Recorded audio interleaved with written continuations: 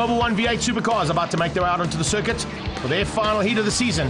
And can Mackie Adlam wrap up another championship in this incredibly talented field of drivers? Adlam is certainly up for it, and so is Franco Di Matteo, but he's got a lot of work to do to try and close that gap down and just beat his arch rival out for 2019's championship. The new drivers are all in for it, but they're all looking just to possibly spoil the day and take some victories. Thomas Reeb being definitely one of those who'll be looking for that final bit of blood for 2019. No pun intended. Mobil 1 V8's the fastest cars on the Extreme Festival's calendar, there's no doubt about it. And here we go, for the final time as they roll out and get ready to go for action with Rolling Thunder here at Zwartkops. Di Matteo and Reeb, big rivalry between the two of them, but of course out of the same stable. The front end of this field, it's the two Jaguars. Can there be any luck for Mackie Adlam in this first one to possibly wrap it up from the word go? Thomas Reeb tucked in behind, and Wilford alongside him as they head down towards turn one. It's double yellows for turn 1 and 2 for the big V8 Supercars. They only actually get racing by the time they come out of turn 2, and that's where they get the green flag for the first time. So there you can see the double wave yellows. Not to say there's any issues, it's just to keep all these cars on track because there's just so much horsepower to play with out on the circuit. And as they get through turn 2, it's now every man for himself. Di Matteo leads out in the Deltec Batteries Jaguar, followed by Mackie Adlam. Then you've got Thomas Reeb and Wilford pushing through there. Corey Falshank looking for a chance to possibly get up there as quickly as he can. New man to the series, Warren Lombard, stepping out of the historic AC Cobra he's been battling with over the last 4 or 5 seasons, and now into the big V8 Supercars for the first time. He'll definitely be a man to watch out for as he steps up. Falshank, though, is putting Larry Wilford under huge pressure as they head down towards turn number 8. 1 and 2, Jaguars. Then you've got the Chevy. Behind that, it's a Ford Falcon, Ford Mustang, and a Ford Falcon behind that as well. So there's just non-stop rivalry between the Chevys and Fords, all fighting for honours here in the final 2 races of 2019's Mobil 1 V8s. The Italian Stallion hangs on for now. Falshank on the back end of Wilford. Wilford soaking up the pressure, using the experience that he's had since about the 1980s in the modified saloons and then into V8s. And Franco Di Matteo, of course, using all the experience he's got to fend off and fight for this championship. If Mackie Adlam stays in second place, it's enough. He's got to hope that something goes wrong with Adlam's car, and that's the only way that Di Matteo can maybe spoil the day and spoil the season for Mackie Adlam. Heading up to the top of the hill, it's a third place battle starting to rage there as well between Thomas Reeb and Terry Wilford. Corey Falshank still applying pressure on the back end of Larry Wilford. Terry Wilford, though, is definitely looking for a chance now to pounce on that Chevy Lumina. The Mobil 1 and Red Bull car of Thomas Reeb with the Fuchs car putting pressure onto him. 2 Jags getting away from the 2 of them. So Chevy leads out the 3 Mustangs, or the 3 Ford-powered machines. One of them is only a Mustang. 2 of them are Falcons. And the 2 Falcons are squeezing that big horse in between the 2 of them. And Mustang of Wilford, though, is going defensive on all occasions to keep out Corey Falshank in the Elite 10s machine. Now down on the brakes into turn 2, first gear corner as they power out of here. Look at the big stripes being put down there by the rubber as they lay that power down onto the track. Great debut here for Warren Lombard in that Pep Boys Automotive Ford Falcon as he heads onto turn 3. Bit of a gap opening up now between Mackie Adlam and Thomas Reeb, and Adlam just controlling things by the looks of things. Looks like he actually might be slowing down slightly though, so I'm a bit concerned about that. Mackie Adlam's day might not be done yet. He was looking for a second place behind Di Matteo to wrap up this championship, but he's lost some ground there to Di Matteo, and he's losing more ground there to Thomas Reeb and to Wilford. Wilford squared, that is, because Larry Wilford is not too far behind Terry as they go through turn 6, and he's still keeping out the attentions of Corey Falshank. So little rivalries that have raged all season long. New rivalries starting to rage as well as Falshank just loses a little bit of ground coming out of turn 6 and 7 to Larry Wilford in the second of the Fuchs cars. That's the Mustang. As they head down towards turn 1 again, it's still Thomas Reeb ahead of Terry Wilford. And Wilford has not had an answer yet to Thomas Reeb's pace. The Deltec Batteries Jaguar out front, the black cat of the Italian Stallion, Franco Di Matteo, getting away. But have a look at how that gap has closed down onto the back end of Mackie Adlam. The 10 car comes through there of Antoni Marks. He's slowly but surely making his way now into a possible top 5. Adlam still in second, but losing ground. In the background comes Wilford. It's Wilford and Reeb in the foreground, and Reeb just closing the door, not giving any room there to Terry Wilford to find a way past. No room at all being given here by the Deltec Batteries car, and in fact the room is opening up a little bit by a little bit. Di Matteo leads out over Adlam, and Mackie Adlam hasn't had an answer, but he doesn't need one. He's got to just finish second behind Franco Di Matteo, and that's exactly what he's trying to do here. Into the closing stages of this first heat. And the two Jaguars pulling away now from the second and third place battle. In fact, third and fourth place battle as they head down into turn 8. You can see just how tight it's getting. There's a car who won earlier on in the season as well. Not quite on the same kind of pace there for JP Nokia, but he is just ahead there of David Kutsia and Aki Kampan in the background. They come across the line, another lap completed for them. And David Kutsia from Warren Lombard. Lombard slowly but surely closing in and looking for a chance to spoil the day of usual contenders in this category. The new man has not found it that difficult to get to grips with the big V8 power. Remember, he comes from an AC Cobra. It's a powerful machine he normally plays with. Front end is all about Di Matteo and pulling away now from Mackie Adlam. Adlam controlling things from second place in terms of the championship. But he is being closed down rapidly there by Thomas Reeb. Reeb and Wolford are coming, and they're coming quickly. And I think, I mentioned it earlier on, I thought there might have been a mistake or a problem on Adlam's car. There is. Adlam pulls to the sideline. I wonder if he's picked up a puncture out there. Slowly but surely, he's been caught and passed now by Thomas Reeb and by Terry Wolford, and that's going to be costly in this championship. Di Matteo will realize that his arch rival is slowing and has disappeared from his rearview mirrors with 1 lap to go. Is Adlam going to have to pull into pit lane, or is he going to try and circulate and just finish at the back of the field? Larry Wolford's got past on him. So has Corey Volshank. So he's dropped right down into 6th or 7th place there, and I think even David Kutsia might have passed him too with a lap to go. Di Matteo's got no radio, so he'll only be able to see what's in his rearview mirrors. And the next thing he's going to see in his rearview mirrors is his stablemate there, Thomas Reeb. Further back in the field, Ian Young fighting with Steve Herbst. It's for 9 and 10, maybe 11th place on track. Oh, Wolford's off. Wolford makes a mistake in the Mustang. Turn 2 and he's out of shape, and he's got it completely off track. So Larry Wolford now hands 4th place to Corey Volshank. There's 2nd and 3rd, and it's Reeb from Terry Wolford. Volshank a little bit further back there. We won't pick him up in the shot. He's definitely going to finish up in 4th place there. That'll want to be his best finish of the season, if I'm not mistaken. Another victory, though, going to Di Matteo as we come through turn 8, G&H Transport Corner, and across the line to get the checkered flag. The Italian Stallion takes the win as they cross the line there to take another great victory in the Mobil 1 V8 Supercars. Franco Di Matteo's victory pushes him into the potential of winning the Triple Crown. That's double victories at 3 of the rounds in this championship. He's still also fighting for the overall championship with the demise of Mackie Adlam. He takes the victory there in the confirmed results ahead of Thomas Reeb, Terry Wolford and Corey Volshank, with JP Nokia eventually up into 5th place ahead of Antoine Marks, David Kutsia and Aki Kampan. Join us after the break, the final bit of action from the grand finale here at Swartkops.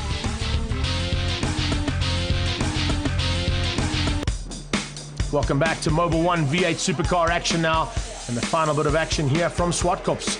The Extreme Festival of Motorsport is about to come to a conclusion, and what a way to bring it to that conclusion here with the big V8 Supercars. Problems in the first heat for Mackie Adlam is definitely something that the team are concerned about. He's literally got to finish this race in the top 5, otherwise the championship may go to his arch rival Franco Di Matteo. Di Matteo will be concentrating on trying to get the Triple Crown, and a double victory here today will do that for him. But there's still some big action to be expected here as we go on board here with potentially the champion-elect Mackie Adlam. Reverse grid, remember, with the V8 Supercars, which means that we're going to be seeing a different man on the front row there. Ian Young leads them out as they cross the line and the lights go out.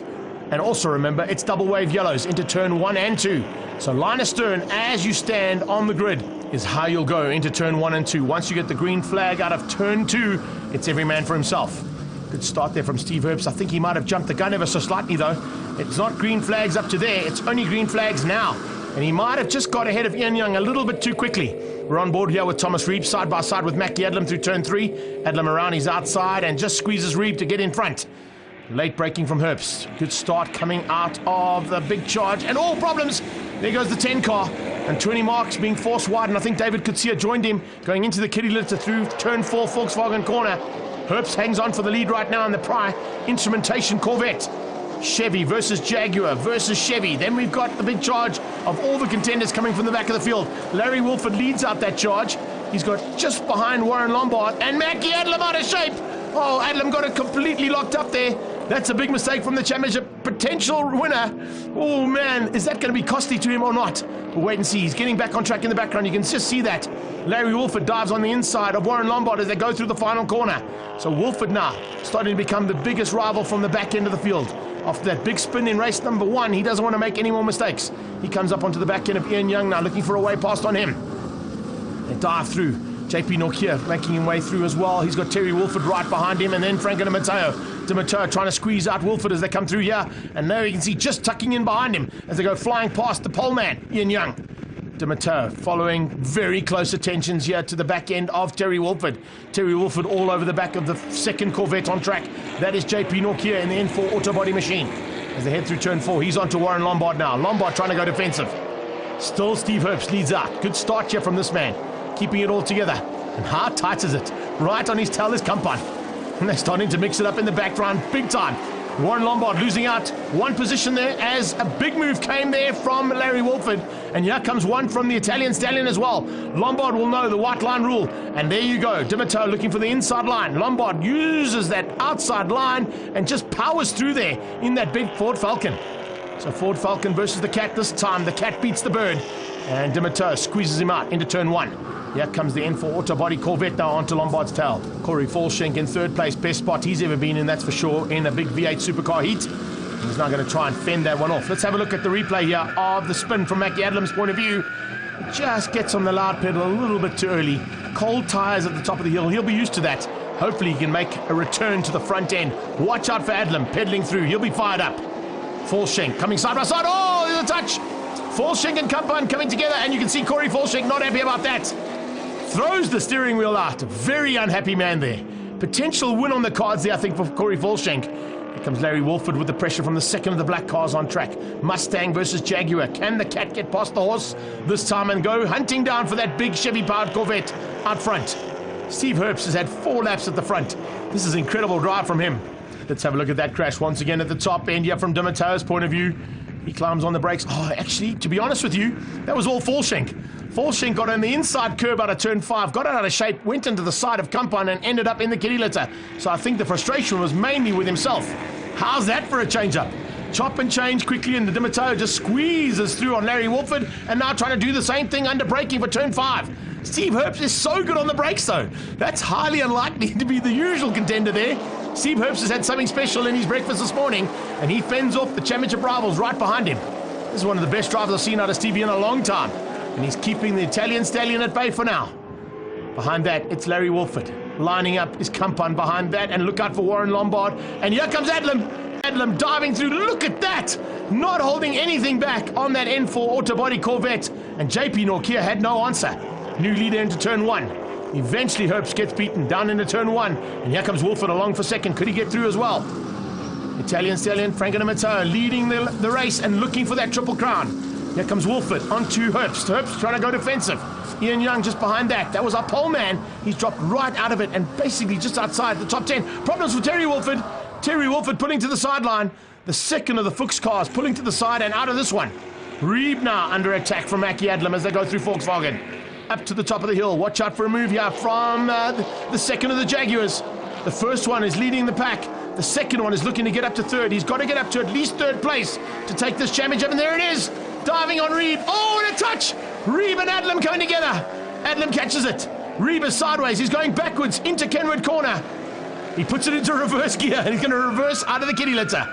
This is the point from Adlam and the same incident into turn 6, Kenwood corner. Little touch there between Adlam and Reeb. Reeb fortunate to just go backwards into the kitty litter. This is Thomas Reeb's point of view of the same incident. Watch for the tap or feel it. Bang, there it is. And now nose to nose between Adlam and himself. Adlam got going again and he's up to third place, but I think JP Norkia might have just squeezed him out, but he's got back ahead of Norkia. Now going on the attack to Larry Wolford, looking for second. Never mind first place in this race.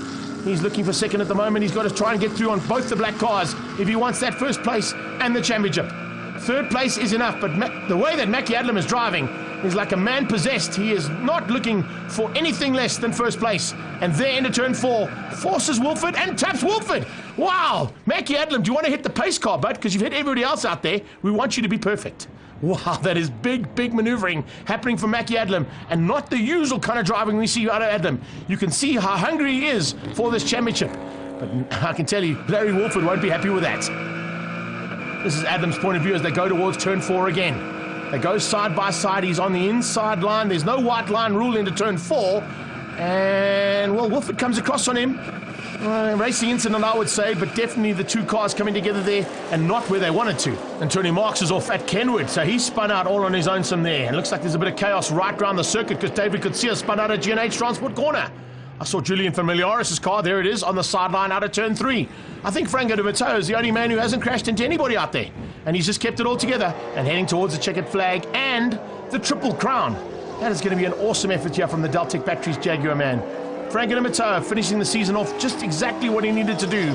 JP Nokia, I think, has moved up into second place right now. There's the stricken Thomas Reeve. There's just V8s everywhere. Any corner you want to go into, there's a V8 parked on the side of it. Except for this man, who's coming for the Triple Crown and the last victory of 2019. Unfortunately, it's Mackie Adlam who's in third place. So Franco de Matteo will have to settle for second in the championship. And Mackie Adlam is going to take the victory with his third spot on track, despite taking out a couple of cars out on the circuit. Across the line comes Larry Wolford. He got going again. There's the man who's going to win the Triple Crown and have the last say for 2019, Franco de Matteo. Confirmation of that result, de Matteo from JP Nokia, Adlam in third, Warren Lombard beating out Ian Young, Larry Wolford and 20 Marks, and Alki Kampan, your top 8 in the V8 Supercars, sponsored by Mobil 1. Let's catch up with Franco de Matteo after a phenomenal day and the Triple Crown. I think it was one of the toughest ones I've ever had. I mean, the carnage all over the show, the guys were taking each other out, and I just took it easy, found the gaps, and I'll tell you, it worked out at the end of the day. And I mean, at the end of the day, I was riding, I'm looking around and saying, where's the rest of the guys? But you know what? I'm going to take the win. And we finalized it with the win, but lap record, 2 poles, what else do we want? That's it, eh? And thanks to everybody around here that supported me, eh? Yeah, I can't believe it. Mobil 1 V8 Supercar champion is Mackie Adlam. There's the celebrations. What a blessing, what a race. You know, compliments to the team and thanks to them. All the glory to God, first of all, and thanks to Mobil 1 that made all of this possible for all of us, and amazing series to be part of. It has been a fantastic battle, and arch rivalries will continue in 2020. Great to have Mobil 1 on board. They'll be joining us again in 2020. Let's catch up with the chairman of the V8 Supercars, Terry Wolford. Yeah, it's just a good season. I think it's a good way to introduce Mobil back into South Africa, and obviously into motorsports and that. And for our series, it's great. We got older guys, we've got young guys, we've got a good mix. Cars are good, they look great. But yeah, this sort of thing doesn't really happen unless you've got sponsors that are supportive of you and back you in that. So for me, Mobil and St. Loop, I mean, we just can't thank them enough. It's been a good first season. I think we've sort of proven to everyone that it's you just need to get good cars, close racing, and that's what the spectators want to see. So from our side, we're good.